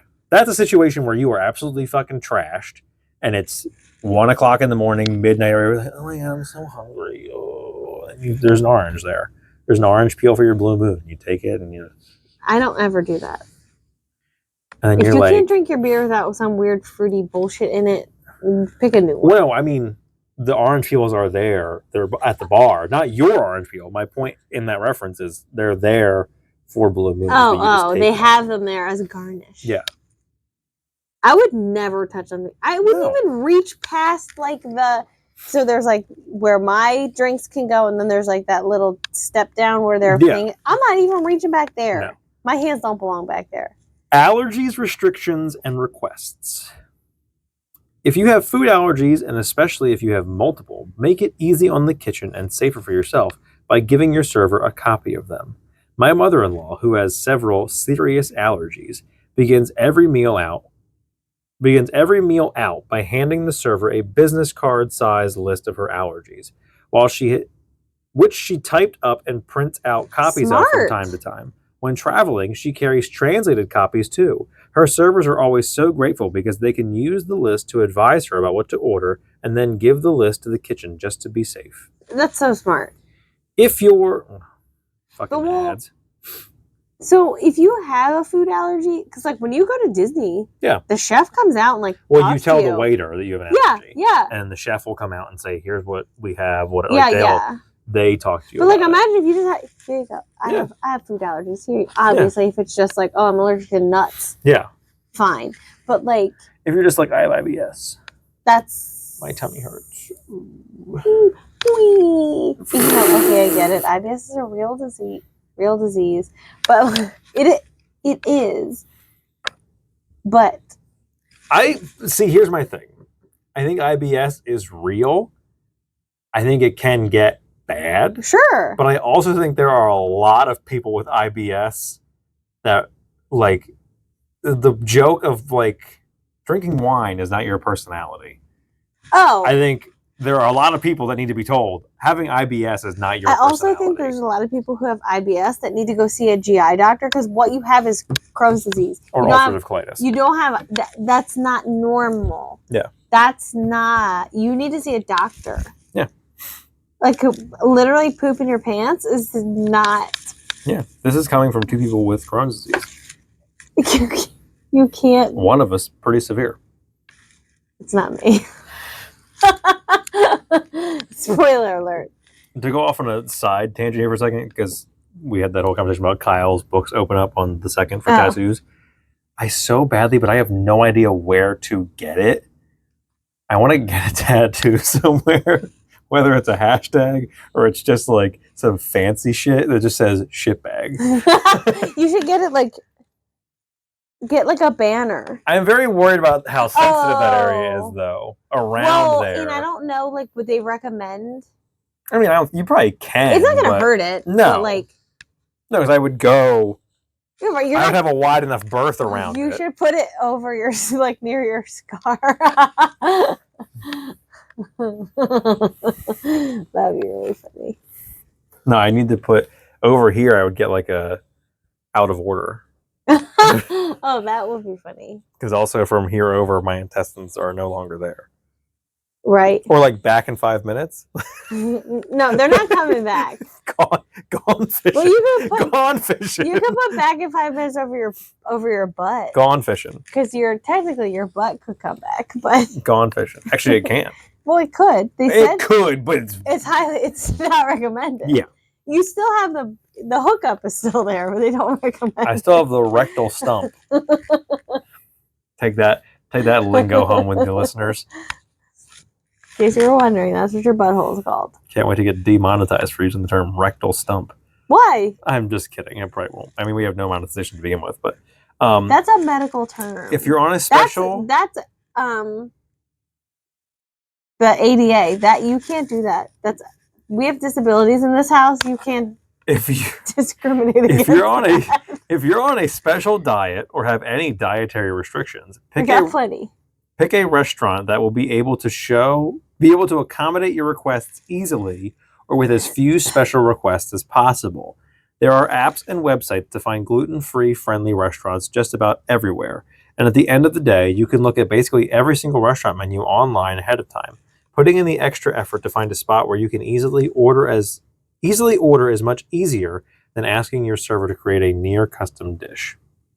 I mean, that makes absolute sense. The art of ordering. Who's not checking the menu before you go to a restaurant anyway? The art of ordering like a decent human being. You could ask the waiter to reveal their favorite thing on the menu, but unless they're asking you what you normally like to eat and customizing their pick to your tastes, I can assure you they're reciting the same spiel they tell everyone, and it's a more common question than you'd think. Instead, do your research ahead of time, and if you really want to figure out the order, the restaurant's Instagram is a great place to start, as are the photos and Google reviews, which tend to be more helpful and down to earth than many other online review aggregators. It is awkward to ask your server, like, what's your favorite? Yeah. What do you recommend? At a small plates spot or anywhere where you'll share items with others as your mains, listen to your waiter if they tell you you're not ordering enough. Contrary to popular belief, they're not trying to get you to spend extra money. They know the exact amount of food you're about to get, so they're just trying to avoid a reality in which you don't get enough food for the table. I feel like those kind of places would not work for us. No. I mean, maybe just you and I, but... Or maybe if we're just trying to feed our 2 kids. Like, here you go, here's your small plates. Yeah. If something on the plate of a guest near you looks absolutely incredible and you can't figure out what the heck it is by looking at the menu, ask them. Chances are they'll be happy to tell you and proud of their impeccable tastes. And it's way less weird than asking your waiter to figure it out on the sneak. Seriously, who has ever been annoyed at someone for getting permission to boast about their above-average ordering skills? This section is respect. I feel like we've had that happen. Yes, we have. Or like we've not necessarily... I feel like both ways, though. Yeah. Like someone has said, like, oh, what's that? Yeah. And also, we've been like, we want that. But why can't you just tell your waiter I want what they have? Can't they just look up the table? I don't know. I understand the point of like, why don't you just ask the person eating it? If they're close enough, I'm not saying like get up and go ask somebody, but like if they're right next to you, if you can very easily be like, excuse me. Yeah, what's I just want to know because we haven't ordered. Like, what did you get? Because it looks incredible. Like that's. But it also. It just seems. Well, I think that's a bit more. That's a bit. I think this is talk. This is the example of like you're in a closer quarter situation because that's a bit less awkward than your waiter comes over and it's like, excuse me, what did that gentleman get? And like everyone has to turn and look, and like then it puts them on the spot of like now we're all looking at you. Well, we can just say like, oh, we're just trying to figure out what you ordered. I don't. It just. But I think it'd be easier to just go like, excuse me, sir, what did you have? What did you order? Because it looks fantastic. Because then to their point. True. It also is a bit of an ego boost of like, yes, I do pick good shit at restaurants. Yeah. I want to order what you ordered because you know what you're doing. Yeah, I guess. If you intend to ask for separate checks, tell your waiter before you order. Did I say that this is respect your server? Yeah. That's what this section is. And if the restaurant, maybe not. We were at. And if the restaurant won't accommodate separate checks, it's not your waiter's fault. Leave it be, and when it's time to pay, appoint someone to front the bill and use Venmo to figure out the rest. If your server brings you in... It's 2024. We don't need to split the bill anymore. If your server brings you an incorrect item by accident, taking a sip or bite means that you're paying for it. Polishing off a drink or app that you didn't order while you wait for the correct one is a huge no-no in my book. You're not entitled to free stuff just because of an honest mistake on their end. If you don't want to eat it, let your waiter know there was a mistake and they'll take care of it. Hell, they might even offer it free of charge in exchange for your honesty, but you should never assume. Well, they can't take the food back to the kitchen. No. Flagging down other servers that aren't your own should only be done if your server is completely MIA. I totally get it if your waiter has been gone for a while, but calling over other servers by default when you can't see your own makes their job even harder. Well, or could you just say like, can you get our waiter? Well, also more than likely, you flag that waiter over. If you don't go the route of like, where is our waiter? If you go the route of like, can you get me another soda? Thanks. What they're gonna do is they're gonna go back to the back. They're gonna find your waiter and go like, your fucking table is asking me to get shit for them. So go out there and fucking get shit for your table. Or like, more than likely, that waiter is not gonna go get your shit for you. No. Unless your waiter fucking left. Yeah. Like, I mean, it very rarely. More than likely, in my mind, that's how it is working. Yeah. Is that I think your better bet is to just, if you see another server. I've also seen it happen where you ask another server for something and they say like, well, I'll go get your waiter. Yeah. Like they don't say like, oh yeah, 1 second. Like they don't even make it. It's not even an idea they're going to get it for you. I'll go get your server. Yeah. Like, why couldn't you just flag them down? Like, I'm so sorry. Well, because they also know, like, I don't want to go get you something. Yeah, could you... It doesn't get added on your bill because I'm doing other shit or whatever. And then... Or it gets added to your bill, but because I got it for you, then you try to say, like, well, I didn't order this. Mm-hmm. Like, oh, could you just get our waiter for us? Yeah. When you're in a rush, either because the wait to be seated was longer than anticipated, or you're simply crunched for time, let your waiter know ASAP, and don't be afraid to ask for the bill when you order, or when they ask, how's everything tasting so far? If anything, it'll streamline their process and allow them to get more customers in, so they'll 100% appreciate you for being real with them. That was something we used to do when we would go out for lunch. Yeah. So I only have an hour for lunch. So only certain places. It doesn't happen anymore because my I've been there for a long time.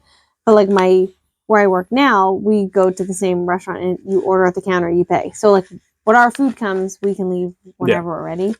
But my old job, when we used to go to certain restaurants nearby that like had where you would order from a waitress, we would order and ask for the check right away. And at first we were sort of hesitant, like, does that seem rude? Yeah. But then we realized like that's what everybody in here is doing because we are all on our lunch break and we were all crunched for time. Yeah. So like if we get the bill, our food comes, we can pay our bill and we can leave. Because almost always it was cash or we paid with one card. We did not mess around with like separate checks. Somebody paid and everybody else paid them. because it's the fastest way to get in and out. Yeah. So, like, we realized real quick that, like, oh no, this is how you do it. You just say, like, I gotta get out of here. The most respectful way to get your server's attention is by making eye contact with them. They'll know what's up. Second best method is to verbally engage with them if they're walking near you. If that's challenging, a subtle and polite hand gesture while you make eye contact with them is acceptable. But it's never, I repeat, never okay to wave someone towards you or, God forbid, snap your fingers. Mm-hmm. Do your best not to send your server on multiple trips to get the things you need to enjoy your meal, like sides, sauces, special utensils, or seasonings. Be mentally present when your food is brought out and take stock of the extra things you might need or what you might be missing, then and there. That way, if there are multiple items you'll need, you can ask for them simultaneously instead of sending your server back and forth a zillion times. That makes sense. You have every right to send your food back if it's not cooked to your desired level of doneness. Doesn't include special requests that you asked for, or if it's not hot. But please and thank you must be included in your request. Better than just please and thank you. Do this with as much empathy as you could possibly muster. It's embarrassing for servers to deal with, and 9 times out of 10, it's not their fault anyway. Be kind. And if you send food back merely because you don't like it, that's childish. Where I don't agree with this is, or if it's not hot. Yeah, why is it? If I go to a restaurant and order a steak and it's cold when it gets to the table, take it back. Yeah, why is it cold? That is the one thing I disagree with in that. And I never send food back, but I will not go somewhere. The only time I would ever send food and order hot food and then get cold food. The only time I would ever send food back, and I don't know that it has ever happened, maybe once, is if I ordered, because I order my steak at medium. I will eat it like up to medium rare, but if it's still like squirmy inside, I can't eat it. I hear you. Like, I will only send food back if it's or underdone chicken. You will tolerate it. I forget what it's called. As long as it's stringy meat. It's like medium plus. I forget what it's. There's a weird scale. So what your normal scale is: rare, medium, well done. Yeah. There's a weirder scale that has like the in betweens. Yeah, and it's like, so when your steak is cooked like well, it's like there's like strings. So like the meat is rare, like raw meat is like gummy. So as long as it's not gummy anymore, I'll still eat it. It's fine. It's usually only the middle piece that's the worst. So I'll just eat the ends and then it's fine. Or like this, the same with chicken. If chicken is undercooked, I would send it back because that's not safe for me to eat. I'm not going to eat squishy chicken. But otherwise, like, what are you sending it back for? Yeah. If you can only eat your steak well done, then tell them, like, I want it all the way down, all the way well done, no pink whatsoever. Like, no need, or just like don't order steak at a restaurant if you can. Yeah. Like a little tiny bit of pink's not gonna hurt you. And it's the same with like a burger or something. Like, just if it's to the point where like you feel uncomfortable eating it, sure. But if it's like I order my burger well done and there's like a fleck of pink in the middle, just eat it. Also, it's going to taste better. So this is what I'm thinking of. It's a Reddit post is where I found it because someone said, what does rare plus mean in terms of an internal temperature? Will most of the fat still render? And someone said, rare plus is a term used to describe a steak cooked slightly more than rare, but not quite medium rare. It falls between the two standard doneness levels. While there isn't a specific temperature associated with rare plus, it would typically have an internal temperature around 125 to 130 degrees Fahrenheit. But like, mine isn't, it's not. There's a lot of posts. Why I typed into Google steak rare plus, because I typed in like So full chart, and it did not come up. So then I typed that in, and it came so up. it's somewhere All the between results were rare and medium rare. Rare plus is a little more done than rare, but not as done as medium rare. But all the results outside of that one was medium rare plus is not a thing. And it's like, okay, thank you. Because like I typically order my steak medium because I don't want it to be squishy. Yeah. I don't care for where it still looks like Jell-O. In a post-pandemic world, you're going to have to wait longer for your food. That's just a fact. There's a right and wrong way to check in on the status of your meal if things seem to be running behind. The right way starts with, I just wanted to check in, and the wrong way is any interaction with even the slightest hint of an attitude. Louisiana hot sauce is the only appropriate condiment you can bring into a restaurant. There's no explanation underneath that one. That's all it says. A lot of people, because a lot of people take hot sauce in their purse. Yes. I think this section is where and why I saved this. How to not annoy everyone around you. Oh, God. Unless you on speakerphone? Unless you want to embarrass your dinner companions and everyone sitting around you, do not fight over who is paying the bill. It's deeply uncomfortable when it's a bill fight, whether you're at the table or just seated nearby. If you're not splitting, the first person to grab the bill pays. You can always duke it out later via text or send passive-aggressive Venmos, but don't have that fight at the dinner table. It's the definition of cringe. Well, and like, it's one thing where you have a couple guys like, oh, I can't believe you paid it. Why'd you? You don't have to pay. I started watching Curb Your Enthusiasm, and like episode 4 or 5, I forget what episode it is in season 1.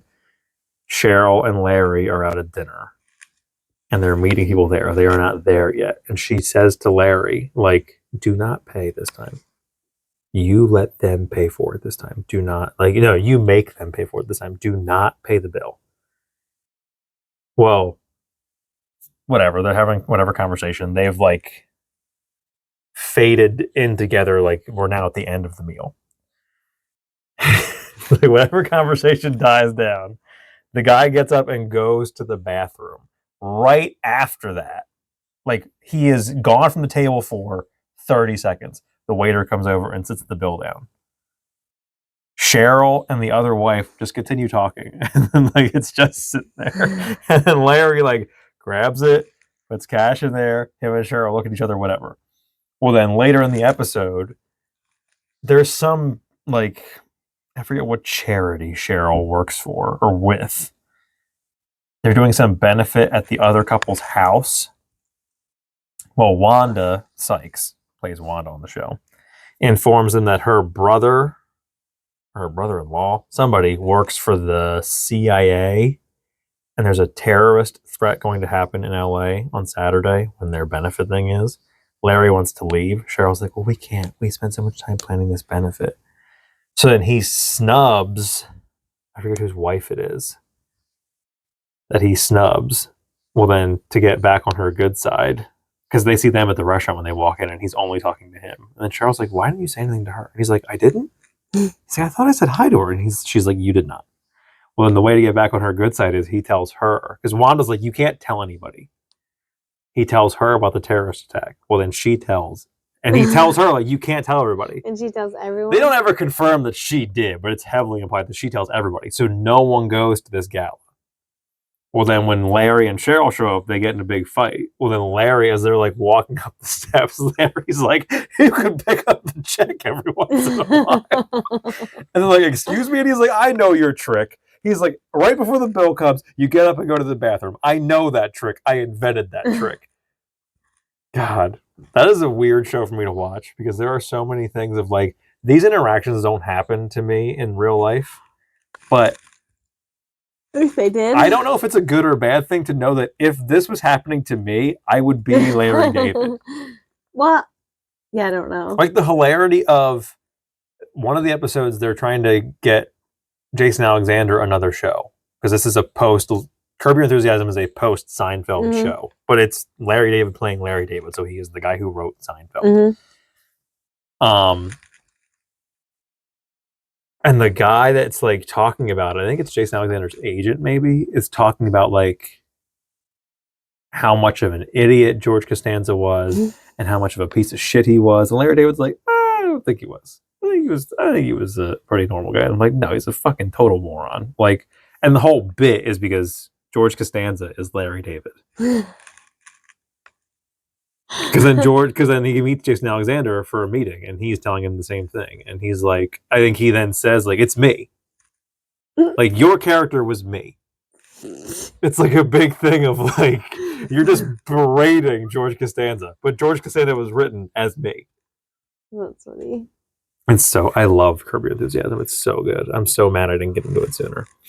While you're at a restaurant, it's never okay to take calls or have your phone on speaker. Absolutely it's not. so rude and just unaware.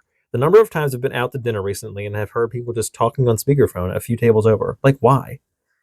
Here's where you get into it. On why I saved. We were at a restaurant and the guy was on speakerphone, and his wife let him have it. Because I think I audibly said, and maybe he heard me, I don't know, but I was like, really? And his wife was not at the table, and then when she came over to the table, she told him, like, take it off speakerphone, you fucking idiot. Yeah. This is why I saved it. I didn't read these, but this was kind of in the headline thing.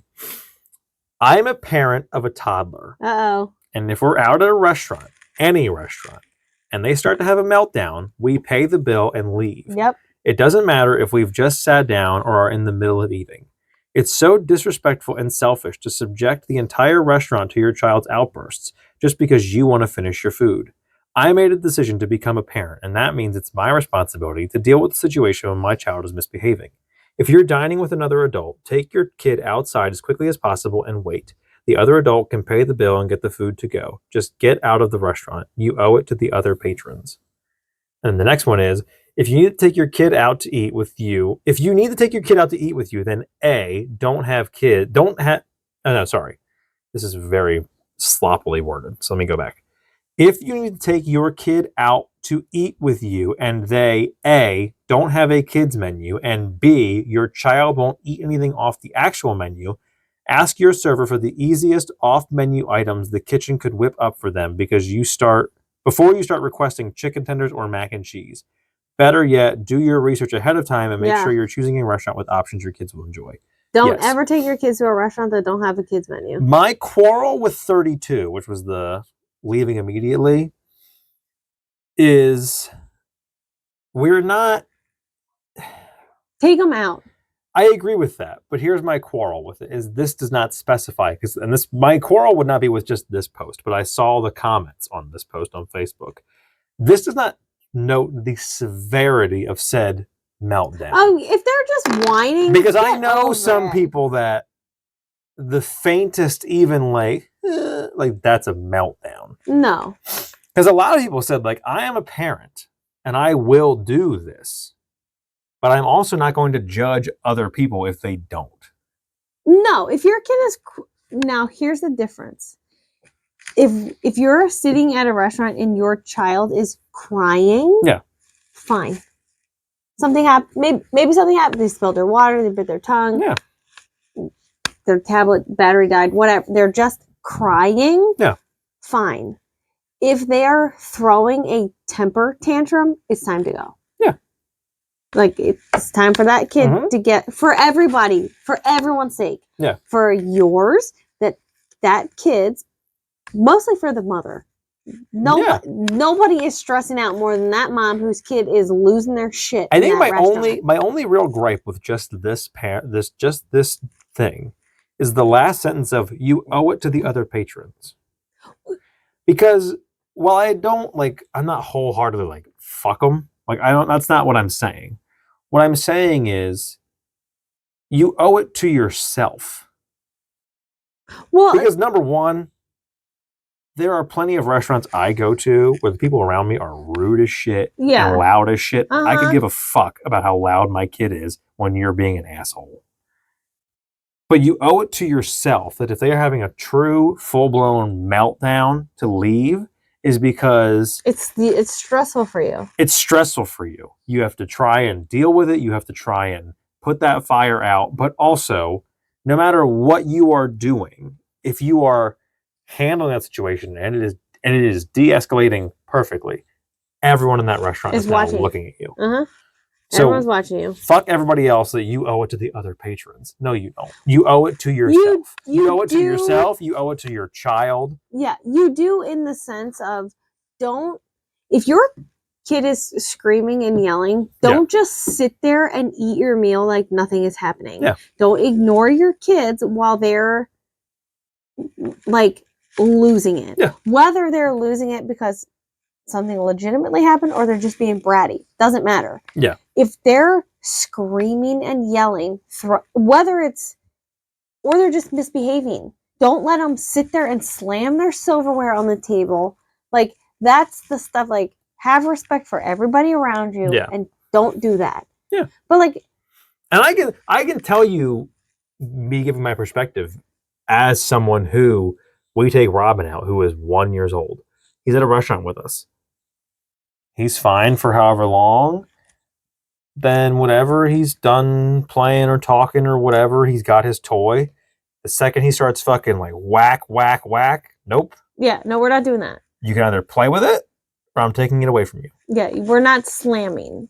And like... And most of the time he will stop or it gets taken and he moves on to something else. For a few seconds. Yeah. I'm not taking him out because he's doing that. No. That's the noise kids make. Guess what? You were a kid too. You did the same goddamn thing. Exactly. But like, don't... And that's what we said. Don't sit there and let your kids yell and scream and run all over the restaurant and slam on the tables, kick the booze behind them, hang over the booth. Like, read the room. Yeah. Like, if we're in a booth and we have kids and the booth next to us have kids and that kid's hanging over, it's fine. They're just trying to see our kids. They're fine. Hi. Have a good time. It's happened before. Tony's watching something on his tablet. The kid's behind is watching it too. I don't care. Have at it. Robin was harassing a table next to us. Well, it but it was two grandparents who were waving and encouraging. It's no different than exactly that. So we're at a Chili's. Robin is on the end, essentially where his seat is now, kind of. We were switched. The couple was behind you in this setup. Yeah. And Robin is being a 1 year old. He's staring at other tables. He's being super fucking nosy. And we tell him, like, hey, we're over here, whatever. Yeah. But we are also aware of, like, we are trying to stop him. But then we are also aware of if the people he's looking at are engaging with waving to him and trying to talk to him, whatever, that then we kind of pull back a little bit. Yeah. We are not immediately ignoring it. And just like, just stare a hole through these perfect strangers who don't want anything to do with you. He was really going after that. Because then when they guy. left, he was turning around like, what are you doing? Yeah. And that table was the same way. They waved to him, whatever, like, but we're not just like, oh yeah, do whatever you want. Well, and that Robin, because it was a Chili's, they're playing music. He's like dancing and watching this guy. Yeah. And the guy came over and said, like, oh, yeah, when they left and had to walk past us. We have grandchildren who are similar in age. Like they were, Robin and this other couple were having a whole time together. But like, if it's two people on a date that want nothing to do with two kids looking at them, we're not going to let them do that. So like, read the room. Yeah. Also, if you're at a restaurant that's like made for kids, fuck off. Yeah. Then my kids can scream all they want. If we're at a Chuck E. Cheese and they're doing it. I often thought that this should be our show. This is what we should have done was just like I mean, again, not that we're qualified to do any of this, like parenting advice. Yeah.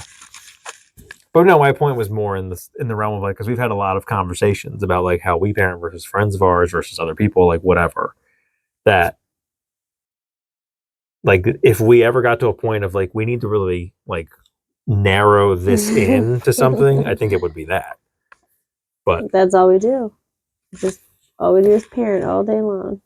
Yeah. We just read the room. Don't fight your server on additional charges to your bill, like kitchen appreciation fees. What the hell is that? Fuck? That's called a tip. Or added gratuity for large parties. Okay, I get what the fuck is what is a kitchen appreciation fee? I don't know. I've never heard that. That sounds like it's just a tip. Tip for the kitchen.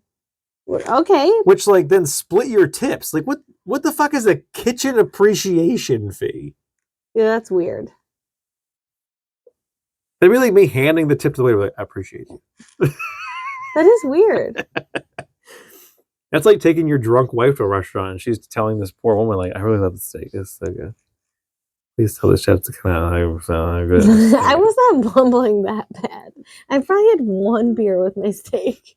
She's like, okay, thank you. I can't help it. Ma'am, this is the Chili's. It was a PJ Wellington's. Okay. I mean, you did tell the waitress at Chili's the same thing. Like, this is so good. Thank you so much. These fajitas are to die for. I've never eaten a fajita in my whole life. But I did tell the waiter at Chickies and Pete's. But he recommended that was very different. The situation at PJ Wellington's was you ordered, she came, she took our order, you ordered, she left, she brought our food, you ate, and then you gush to this woman. So good. Please give my compliments to the chef. This was absolutely just fantastic. Chickies and Pete's was you ordered, you were looking for a beer. He suggested. No, I'm going the whole thing. You wanted a beer. He suggested a beer because a portion of the money went to charity. It was their special, and it was a special. You got it. You liked it. You also ordered tacos.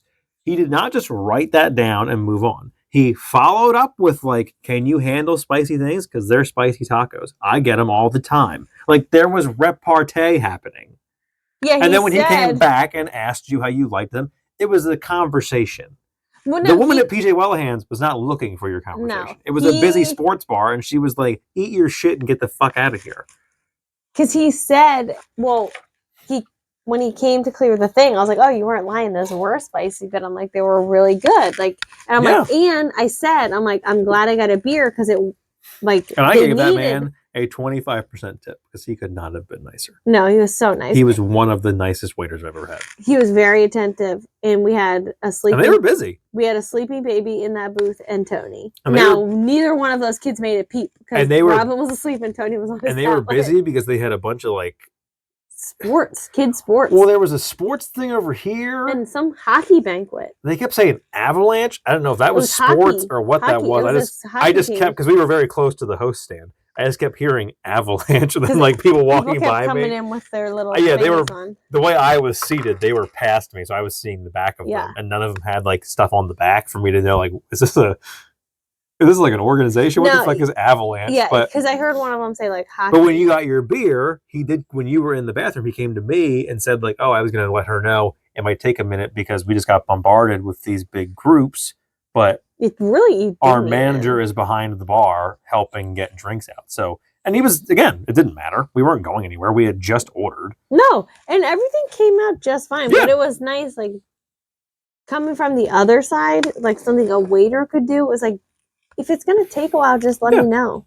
Yeah, exactly. Just, then I can gauge, because what ended up happening was, he said, oh, it might take a minute. Well, and outside of the big groups, they weren't really busy. So that is also a peak example of like, if you know it's going to take a little while, or that it might make it known. Like, hey, we got large groups, we're a little backed up, whatever. Right, like we got that goes in with the whole like, if the polite way to ask like where your food is. Right, like just let me know. Like, oh, like if you let me know in advance, like we're a little swamped tonight, fine. Because what ended up happening, like I'm aware it's going to take a little longer in the current world we live in. But like if it's going to take even longer than that grace window. If you know something's happening back there that's going to take a minute. Because what really ended up happening was I came back and you said like, oh, he just came and said your beer might take a minute because they a big party came in and the bar's like backed up.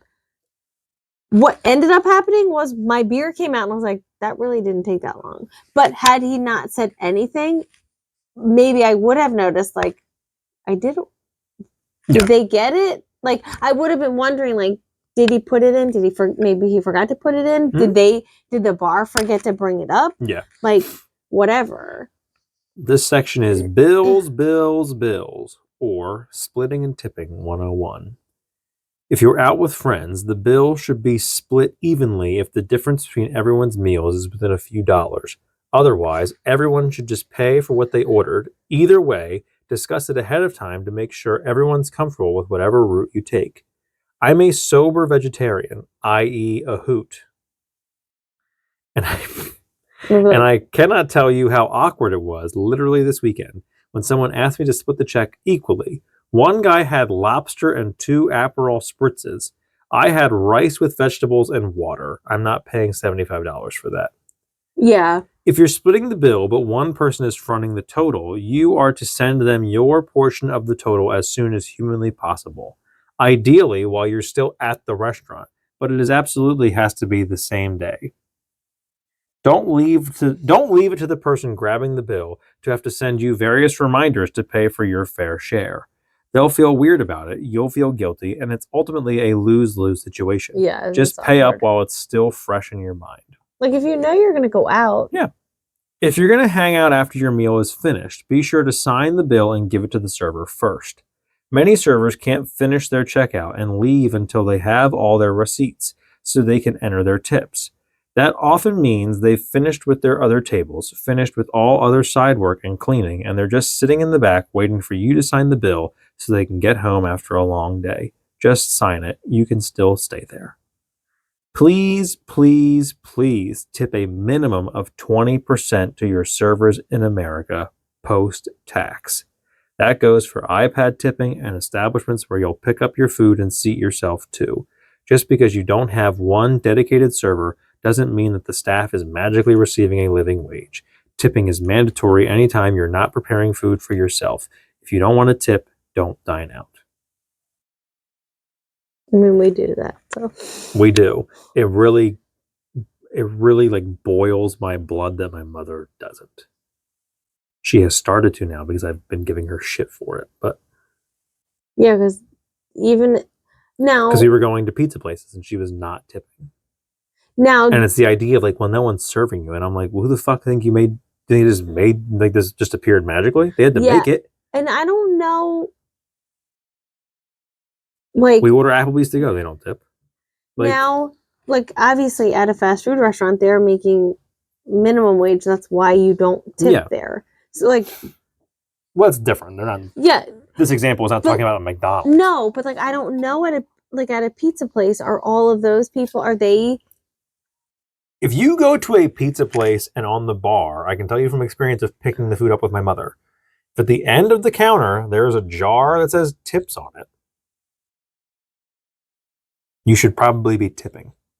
But like, is that just like a courtesy jar, or like, do they are they really making like what a waitress makes and then like I don't know. I'm not saying like you shouldn't tip. Like, it is a family-owned. It's not a chain pizza place. Yeah, it is a family-owned pizza place that I would have to imagine that even if you're paying yourself above average, quote unquote, I can't imagine that you are paying yourself. I mean, it's still like well above at the amount that everyone should be getting paid. It's still customary to tip because like you even tip like when you go get your hair done, like other things than just food. So it's not like, oh, you shouldn't like tip there. But like there are some. The only weird things, and like I didn't plan on getting into this whole conversation, but the weird thing is like I've heard this on Preston and Steve talked about it a couple of years ago around the holidays and stuff like that. Was the whole thing of like tipping your mailman and tipping your garbage man, and I'm like, I don't understand that. But is it considered a tip, or is it because like a lot of times the mailman will leave, or not the mailman, like garbage people will leave that envelope where it just has like their information if you want to like send them a, which is weird, gift. It's weird. But I guess like so I don't know. Maybe that's just me. I don't know. It's weird. I wonder though, like, was the amount of money I pay per month for garbage? I shouldn't then have to tip you, which I get it.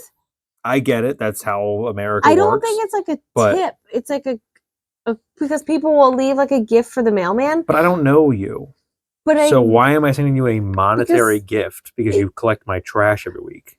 Well, it's not just monetary. Like some people give their mailman like a cookies or something. But I wonder if the garbage people started to leave those little notes so that like people stop leaving gifts in the trash can. I think that's probably more what that was.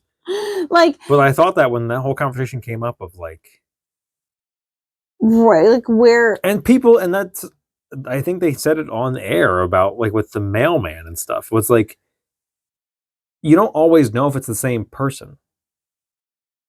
Yeah, I don't know. So like, I'm not gonna give someone a tip or a gift or whatever if like it's a different person every day. I can tell you that our mailman is the same because I'm or here. Whatever. Or like if you don't, I don't know. But I don't know. If it's the same garbage man, I don't know. It seems like, to me, it's one of those things of like, I don't ever interact with this person. No, I have interacted with our mailman quite a lot. I have, in the sense of, I think I may have said hi to him once. No, I've like intercepted our mail. I'm not saying you. I'm saying me. Because I work from home, so like. But the garbage people, aside from the fact that when the garbage man comes, Tony stands on the porch and we wave, but I've never been able to recognize if it's the same guy. So here's we also wave at like every garbage carrier that comes also anymore, on our street at least, they don't get out of the truck. Sometimes, but not always. Whitetail doesn't. Waste Management used to. One of them does. Well, sometimes they do, depending on where the cans are. If they can't get the arm in.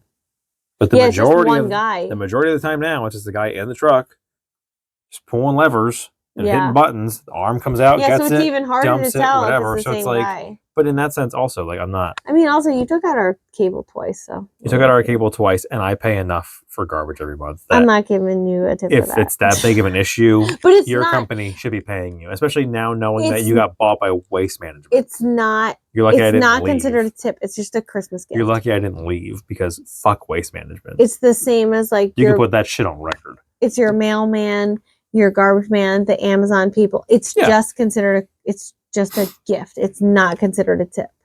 And finally, to review or not to review. In 2023, the best, these are the last two. In 2023, the best kind of review you can leave at a restaurant that really impressed you is sharing your experience on social media. Ideally, your Instagram stories, and ideally not using the geotag feature. Resist the urge to tag the restaurant as your location, which does very little for the business regarding exposure, and add their direct handle as text instead. It allows your followers and friends to quickly find their page, follow them, and even plan their future visits. So why doesn't the geotag do the same thing? I mean, you could click on the geotag. I think it's because when you're not looking, like, oh, you were here. It's more in terms of. But it shows up the same. No, it comes up at the top, the geotag thing. Yeah, but like in my story, if I use location versus mention, it's the same box. The fuck is this? An ad? A weird Silk milk, almond milk ad that just like took over my whole fucking page. There we go.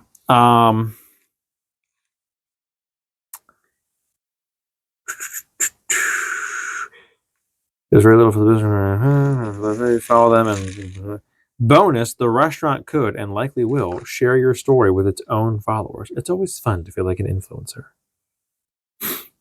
If your meal is subpar, this is the last one. If your meal is subpar for any reason, whether it's the service, the food itself, or any other issue under the sun, tell your server or a manager about your experience instead of voicing all of your qualms, petty or deserved, in an online review. Bad reviews from customers, even the customers that pretend everything was okay in person just to go ballistic online, can kill a restaurant. When you voice your concerns to a staff member while you're there, there's a 99% chance that they can make things right, and it'll help them improve their business in the long run too. Well, I mean, what's a modern day restaurant rule that you 100% abide by? Tipping. Here's something that wasn't on here, and I want to get your take on this. I think we've probably talked about this before. We'll close on this. What are your feelings? So if you go out, not like on a date, but like if you and I went out to dinner with another couple, and we invited them, how does paying work in your mind? You split it. Okay.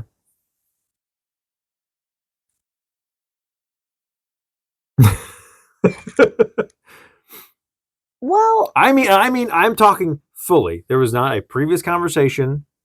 It was like there was not like, we should get together sometime. Hey, I'm do you want to hang out? Full blown, Like, do you want to come out to dinner with us? Out of the blue, we text whoever, like, hey, we're free this weekend. Do you want to come to dinner with us this weekend? That kind of scenario.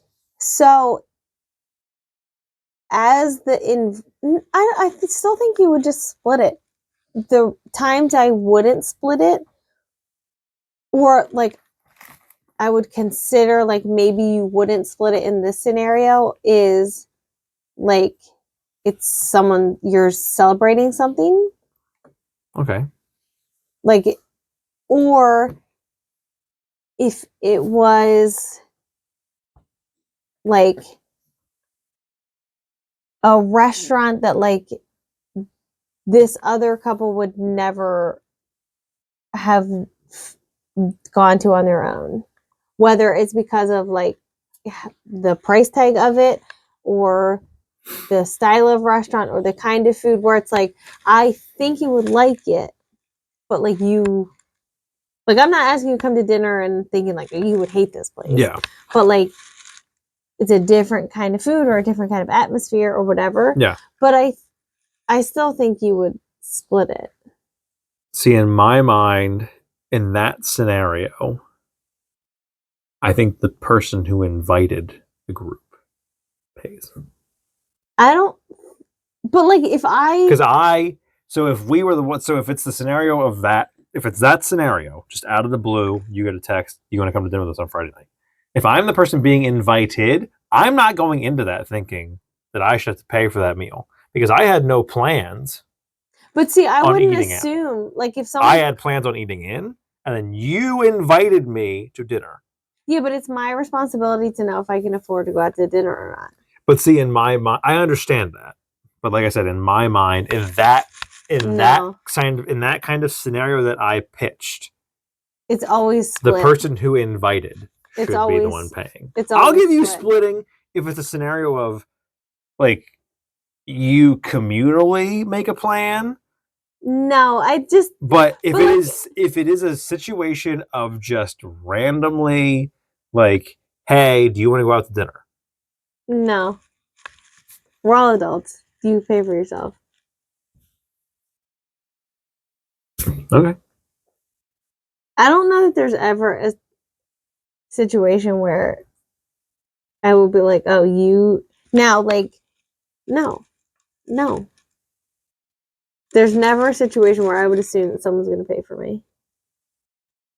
Or that I would assume that someone thinks that I'm going to pay for them. But you don't. But here's my thing. Like when we go out to eat with your parents or my parents, we don't offer to pay. Yeah, but that's different. They're my parents. It doesn't matter. If they invited you to a meal. That's my parents. I'm never paying for food. If I'm going out to eat with them, I'm not paying. How is it any different? Because if they invited you, they brought me into this world. Before we had kids, especially before we had kids, if they just texted us and said, hey, do you want to go out to dinner on Friday night? Even if I texted them, say, hey, do you want to go to dinner tonight? They're still paying.